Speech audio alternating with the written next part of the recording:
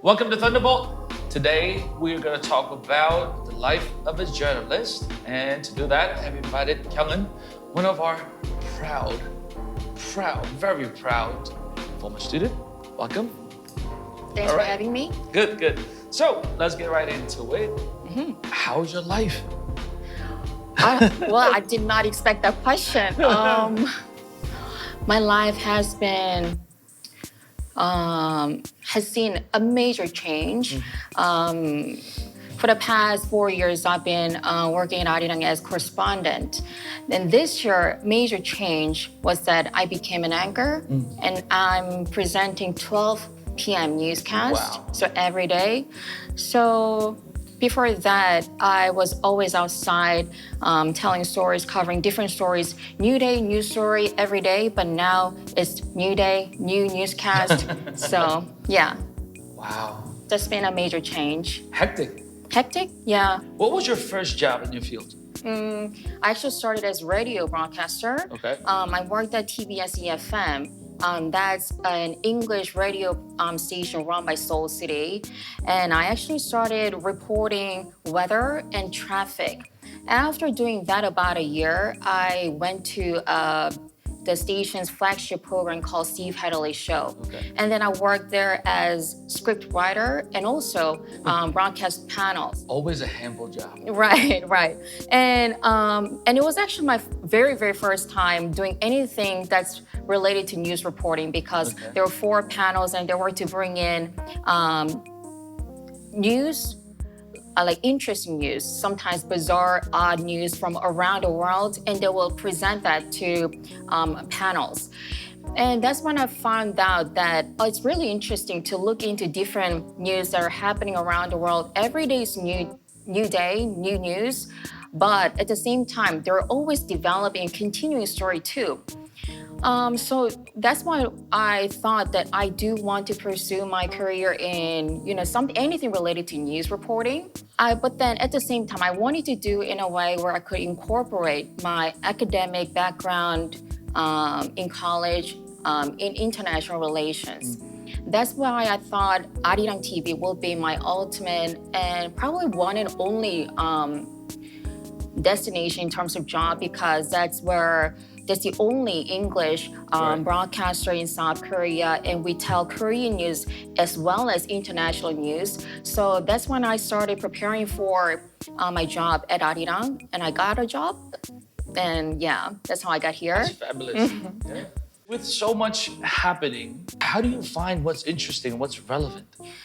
Actually, that's one of the most challenging aspects of my job, evaluating the value of news. What are the stories that are worth telling and what are the stories that are worth going on air? You're pitching hundreds of stories, and because you believe those stories are all important and relevant. But some may think those are irrelevant and too late and often even biased. Right. So you always have to see different sources and try to find out an overarching trend that is commonly seen in different cultures and different broadcast or newspaper networks. And also, you always have to go for insights and feedbacks from your 선배s, more experienced and senior reporters.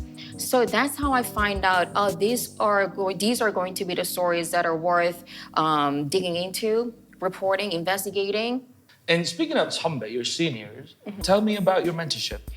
I think mentorship is an integral part of my job every single day because I think for me, mentors will be 선배s, more experienced reporters because, news could be something new, but at the same time, those are repeating over and over again in a big cycle of world history repeating. Right. So chances are high that those 선배s might have covered similar stories already many, many times. So whenever I'm doing a story and I wrote a story, an article, and I go to my 선배s and they would always give me feedbacks and insights that would widen my perspective and also give me some fresh and unexpected angle to the stories.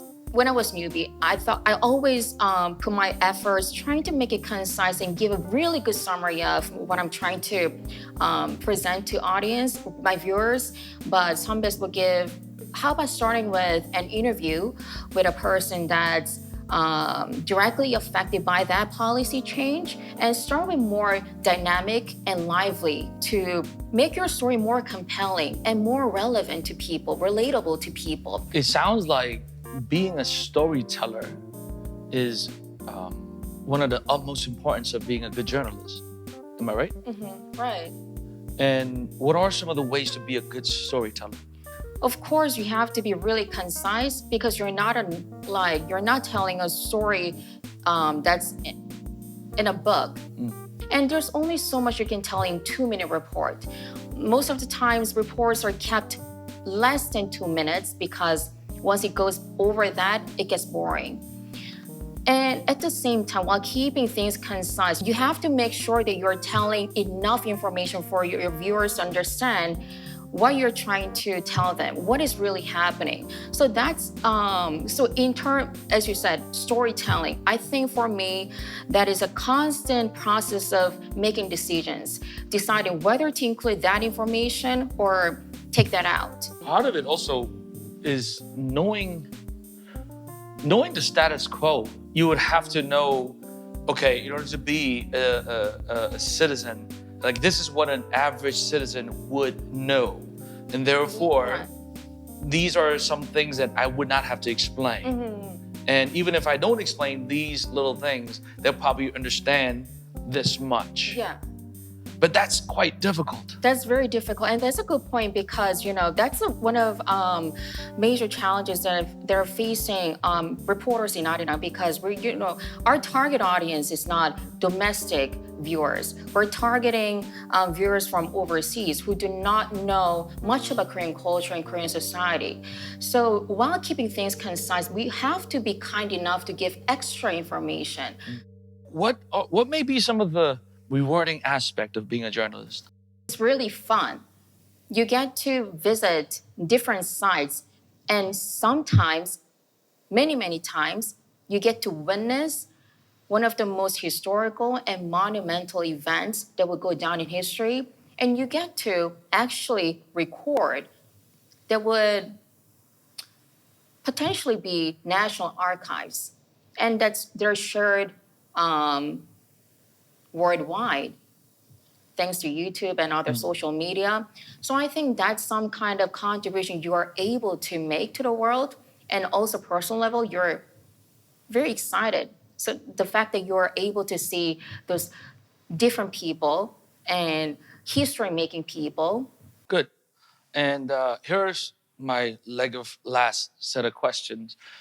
The media is changing. The YouTube and Twitter and media is forever changing for the new form. Some people say that we won't ever gonna read anything that's beyond 140 characters.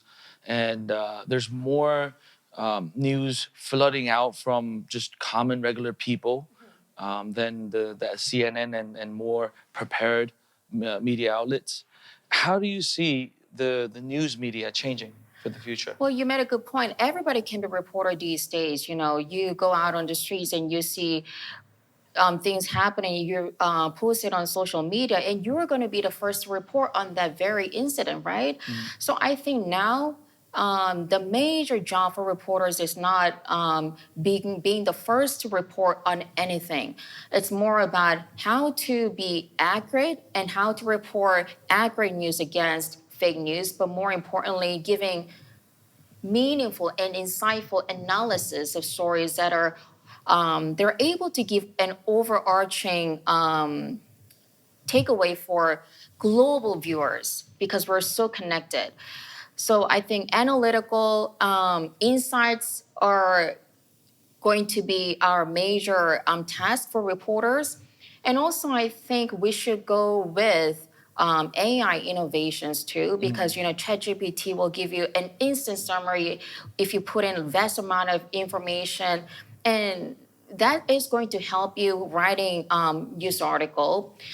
But at the same time, I think AI innovations are going to be major source of what could potentially spread fake news. Imitation voices and so many things can be generated that could trick you into believing that's the truth. So I think as much as we go and benefit from AI innovation, I think we should be more cautious against about what they are producing and value truth all the more. Wow, that's a fascinating and that's a very profound answer.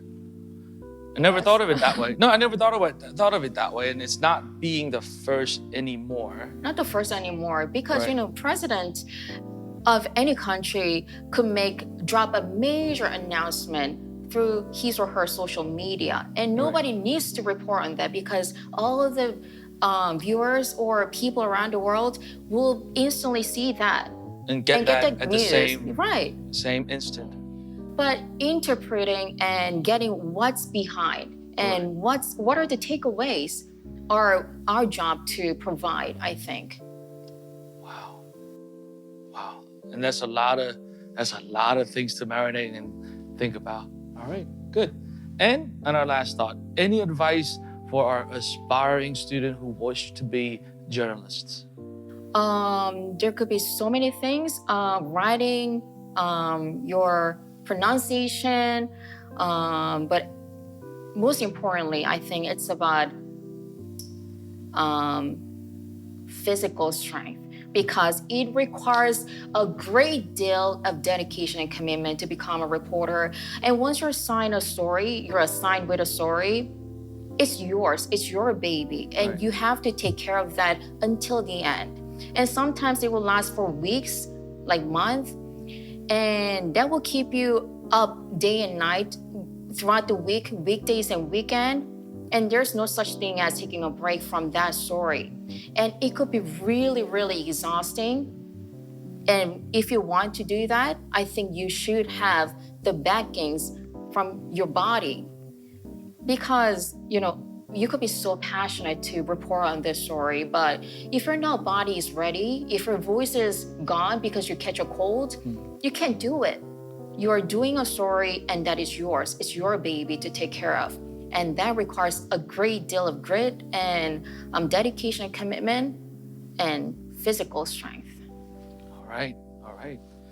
Well, that's it. There you heard it. And I believe that's a beautiful answer. And word by word, there's a lot to think. And thank you very much for your time. Thank you for having me. All right.